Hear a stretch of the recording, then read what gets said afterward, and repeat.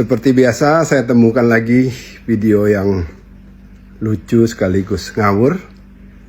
Kali ini temanya tentang bukti bahwa bulan pernah terbelah.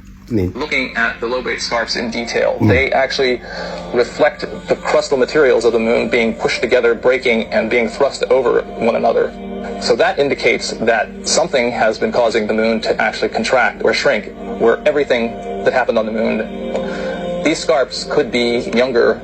1 hour after sunset, people witnessed a spectacular phenomenon.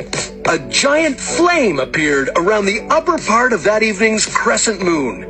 And right before their eyes, the moon appeared to split in two before turning black.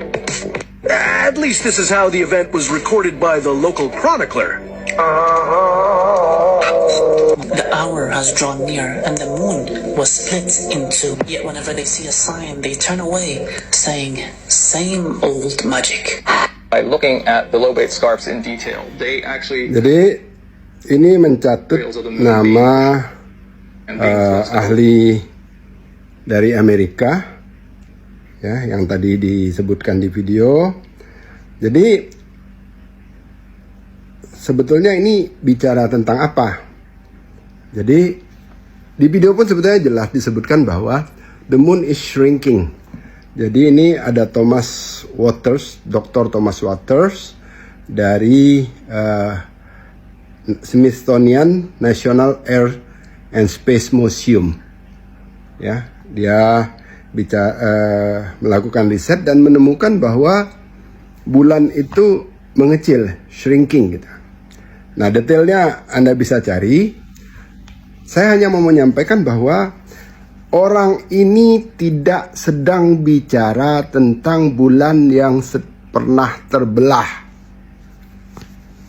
Dan sudah berulang kali sebetulnya diklaim seolah-olah NASA itu pernah membuat rilis menyampaikan sesuatu sebagai bukti bahwa bulan itu pernah terbelah. Ini ada yang memalukan ini, sampai NASA itu pada tahun 2002 itu harus mengeluarkan pernyataan bahwa bukti ada kayak parit gitu di bulan itu disebutkan seolah-olah itulah bukti bahwa bulan pernah terbelah, dan yang dikatakan itu seolah-olah NASA itu pernah mengumumkan bahwa ini adalah bukti bahwa bulan pernah terbelah. Tahun 2002 itu NASA itu sampai membantah bahwa itu bukan bukti bahwa bulan pernah terbelah. Yang disebut dengan yang sering digambarkan itu ada kayak saluran air di bulan itu yang disebut dengan Rima Ariadeus, ya, sebuah parit memancang, diyakini sebuah patahan akibat aktivitas tektonik. Tektonik itu artinya aktivitas akibat aktivitas lava di dalam perut bulan itu. Jadi bulan itu sebenarnya seperti bumi juga, berasal dari sesuatu yang panas kemudian mendingin, ya. Di dalam sana masih panas seperti bumi. Jadi ada aktivitas tektonik itu. Nah, satu sampai membantah itu gitu. Ini udah banyak sekali plesetan-plesetan, ya, sesuatu yang tidak dikeluarkan NASA diklaim sebagai dikeluarkan NASA tentang bulan pernah terbelah itu.